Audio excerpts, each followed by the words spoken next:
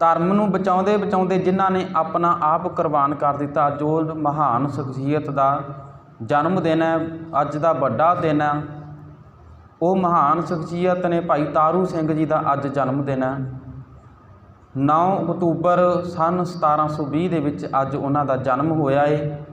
ਪਿੰਡ ਪੂਲੇ, ਜ਼ਿਲ੍ਹਾ ਅੰਮ੍ਰਿਤਸਰ ਦੇ ਵਿੱਚ ਉਹਨਾਂ ਦਾ ਅੱਜ ਦੇ ਦਿਨ ਜਨਮ ਹੋਇਆ ਸੀ। 1720 ਤੋਂ ਲੈ ਕੇ 1820, 1920 ਅਤੇ ਹੁਣ 2020 ਚੱਲਦਾ ਏ। ਇਸ ਹਿਸਾਬ ਦੇ ਨਾਲ ਅੱਜ 300 ਸਾਲ ਹੋ ਗਏ ਨੇ। ਅੱਜ ਇਸ ਕਰਕੇ ਉਹਨਾਂ ਮਹਾਨ ਸ਼ਖਸੀਅਤ ਦਾ ਕਰਕੇ ਅੱਜ ਦਾ ਦਿਨ ਬੜਾ ਵੱਡਾ ਦਿਨ ਹੈ। ਅੱਜ 300 ਸਾਲ ਹੋ ਗਏ ਉਹਨਾਂ ਦੇ ਜਨਮ ਹੋਏ। ਉਹਨਾਂ ਨੇ ਕੀ ਕੀਤਾ ਸੀ? ਧਰਮ ਦੀ ਖਾਤਰ ਆਪਣੇ ਆਪ ਨੂੰ ਕੁਰਬਾਨ ਕੀਤਾ ਸੀ। ਹੁਣ ਅੱਜ ਕੱਲ੍ਹ ਅਸੀਂ ਕੀ ਦੇਖਦੇ ਆਂਗੇ, ਕਹਿ ਦਿੰਦੇ ਨੇ ਕੇਸਾਂ ਤੋਂ ਕੀ ਕਰਵਾਉਣਾ ਹੈ, ਕੇਸਾਂ ਦੀ ਕੀ ਲੋੜ ਹੈਗੀ।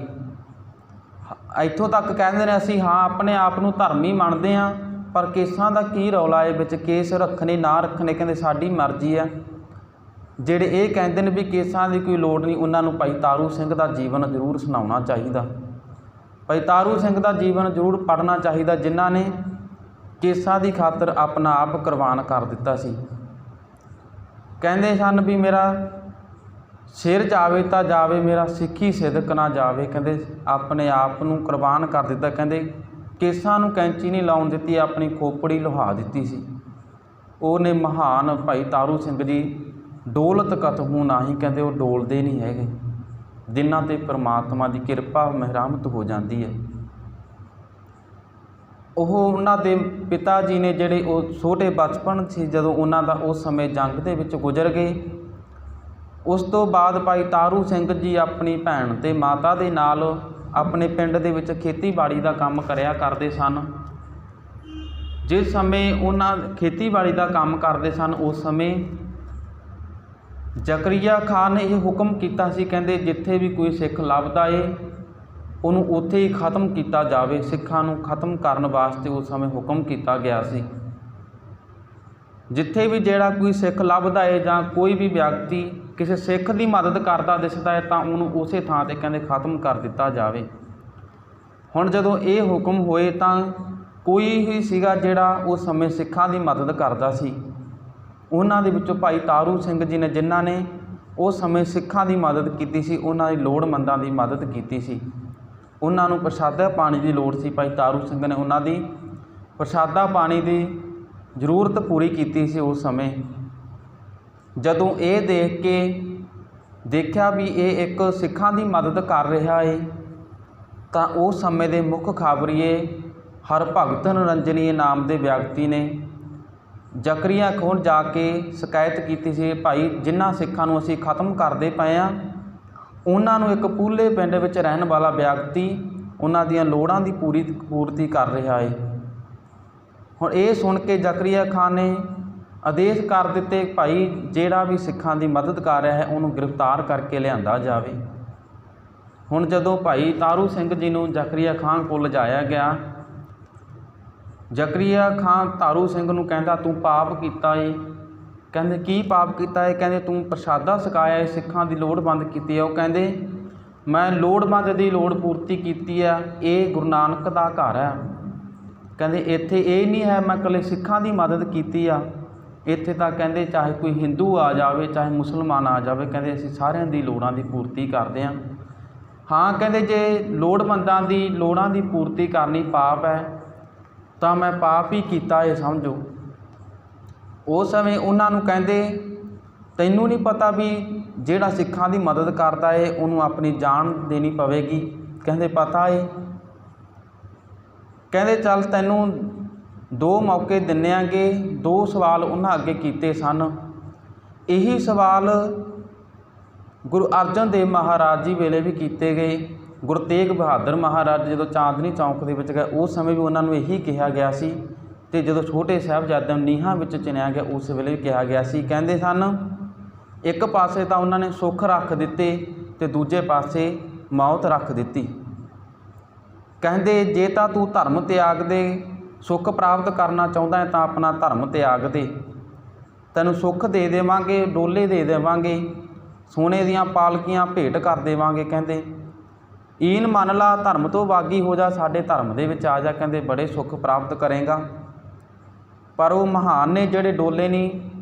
ਪਰ ਹੁਣ ਸ਼ਾਇਦ ਲੱਗਦਾ ਏ ਅੱਜ ਜੇ ਅਸੀਂ ਸੰਸਾਰ ਦੇ ਵਿੱਚ ਝਾਤੀ ਮਾਰੀਏ ਤਾਂ 100 ਦੇ ਵਿੱਚੋਂ 50% ਇਹੋ ਜਿਹੇ ਵਿਅਕਤੀ ਨਿਕਲ ਜਾਣਗੇ ਜਿਹੜੇ ਕਹਿਣਗੇ ਅਸੀਂ ਧਰਮ ਤੋਂ ਕੀ ਲੈਣਾ ਹੈ, ਸਾਨੂੰ ਸੁੱਖ ਪ੍ਰਾਪਤ ਚਾਹੀਦੇ ਨੇ, ਅਸੀਂ ਧਰਮ ਤੋਂ ਬਾਗੀ ਹੋ ਜਾਂਦੇ ਹਾਂ। ਅੱਜ ਦੇ ਇਹੋ ਜਿਹੇ ਹਾਲਾਤ ਨੇ।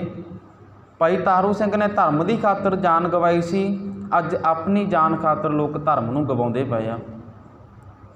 ਅੱਜ ਕਹਿੰਦੇ ਨੇ ਸਾਨੂੰ ਜਾਨ ਪਿਆਰੀ ਹੈ, ਧਰਮ ਨਹੀਂ ਪਿਆਰਾ। ਧਰਮ ਕੋਈ ਗੱਲ ਨਹੀਂ, ਅਸੀਂ ਧਰਮ ਤੋਂ ਬਾਗੀ ਹੋ ਜਾਵਾਂਗੇ, ਪਰ ਸਾਨੂੰ ਸੁੱਖਾਂ ਦੀ ਪ੍ਰਾਪਤੀ ਚਾਹੀਦੀ ਹੈ, ਸਾਨੂੰ ਮਾਇਆ ਚਾਹੀਦੀ ਹੈ, ਦੌਲਤ ਚਾਹੀਦੀ ਹੈ, ਜਿੰਨੀ ਦੇ ਦੋਗੇ ਸਾਨੂੰ ਠੀਕ ਆ।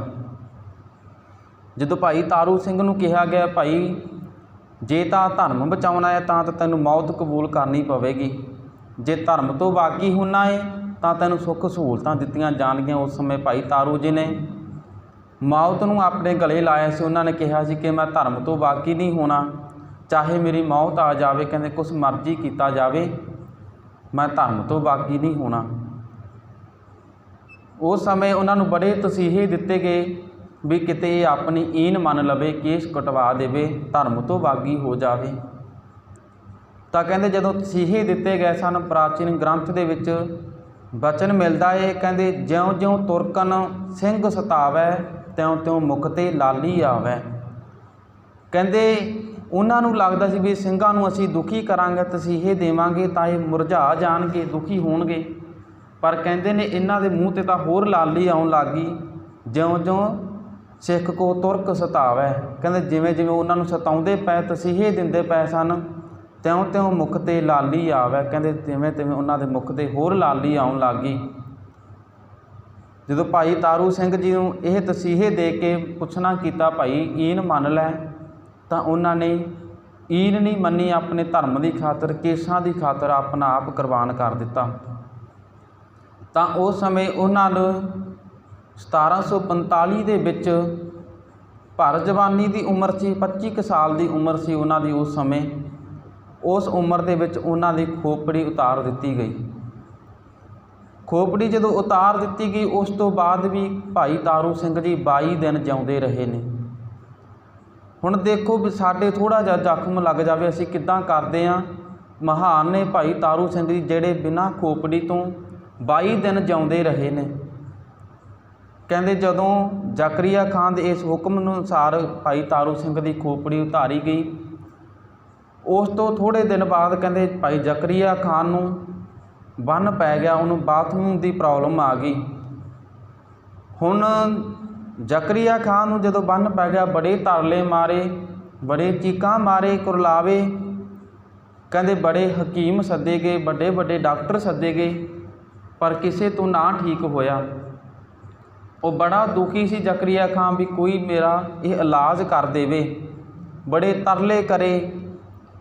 ਜਦੋਂ ਸਾਰੇ ਵੈਦਾਂ ਨੇ ਹੱਥ ਜੋੜ ਦਿੱਤੇ ਤਾਂ ਉਸ ਤੋਂ ਬਾਅਦ ਇੱਕ ਵਿਅਕਤੀ ਨੇ ਇਹ ਖਬਰ ਭਾਈ ਤਾਰੂ ਸਿੰਘ ਜੀ ਕੋਲ ਪਹੁੰਚਾਈ।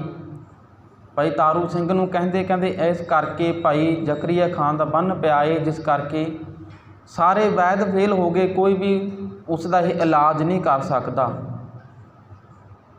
ਤਾਂ ਫਿਰ ਉਸ ਤੋਂ ਪਹਿਲਾਂ ਭਾਈ ਤਾਰੂ ਸਿੰਘ ਨੇ ਕਿਹਾ ਸੀ ਜ਼ਕਰੀਆ ਖਾਨ ਨੂੰ ਕਿ ਤੈਨੂੰ ਆਪਣੀ ਜੁੱਤੀ ਦੇ ਨਾਲ ਲਾ ਕੇ ਲੈ ਕੇ ਜਾਵਾਂਗਾ। ਅਤੇ ਉਸ ਦਿਨ ਫਿਰ ਭਾਈ ਤਾਰੂ ਸਿੰਘ ਨੇ ਕਿਹਾ ਸੀ ਵੀ ਜਾ ਕੇ ਆ ਮੇਰੀ ਜੁੱਤੀ ਉਹਦੇ ਸਿਰ ਦੇ ਉੱਤੇ ਮਾਰ ਦਿਓ ਤਾਂ ਉਹ ਠੀਕ ਹੋ ਜਾਵੇਗਾ। ਉਸੇ ਤਰ੍ਹਾਂ ਹੀ ਕੀਤਾ ਗਿਆ। ਕਹਿੰਦੇ ਜਦੋਂ ਭਾਈ ਤਾਰੂ ਸਿੰਘ ਦੀ ਜੁੱਤੀ ਜ਼ਕਰੀਆ ਖਾਨ ਦੇ ਸਿਰ ਦੇ ਉੱਤੇ ਮਾਰੀ, ਤਿਉਂ ਜਿਵੇਂ ਜਿਵੇਂ ਜੁੱਤੀ ਸਿਰ ਦੇ ਉੱਤੇ ਵੱਜਦੀ ਗਈ, ਕਹਿੰਦੇ ਤਿਉਂ ਤਿਉਂ ਉਹਦਾ ਬੰਨ ਖੁੱਲ੍ਹਦਾ ਗਿਆ। ਬੜਾ ਕੁਰਲਾਵੇ, ਚੀਕਾਂ ਮਾਰੇ, ਕਦੇ ਹੋਰ ਜ਼ੋਰ ਦੀ ਜੁੱਤੀ ਮਾਰੋ, ਮੇਰੇ ਸਿਰ 'ਚ ਹੋਰ ਜ਼ੋਰ ਦੀ ਜੁੱਤੀ ਮਾਰੋ। ਕਹਿੰਦੇ ਜੁੱਤੀਆਂ ਖਾਧੀਆਂ ਸਿਰ ਦੇ ਵਿੱਚ, ਜੁੱਤੀਆਂ ਖਾ ਕੇ ਉਹਦਾ ਇਲਾਜ ਹੋਇਆ ਏ। ਫਿਰ ਜੁੱਤੀਆਂ ਖਾ ਕੇ ਕਹਿੰਦੇ ਥੋੜ੍ਹੇ ਦਿਨ ਬਾਅਦ ਭਾਈ ਜ਼ਕਰੀਆ ਖਾਨ ਦੀ ਮੌਤ ਹੋ ਗਈ। ਪਹਿਲਾਂ ਜ਼ਕਰੀਆ ਖਾਨ ਦੀ ਮੌਤ ਹੋਈ ਹੈ, ਫਿਰ ਉਸ ਤੋਂ 22 ਦਿਨਾਂ ਬਾਅਦ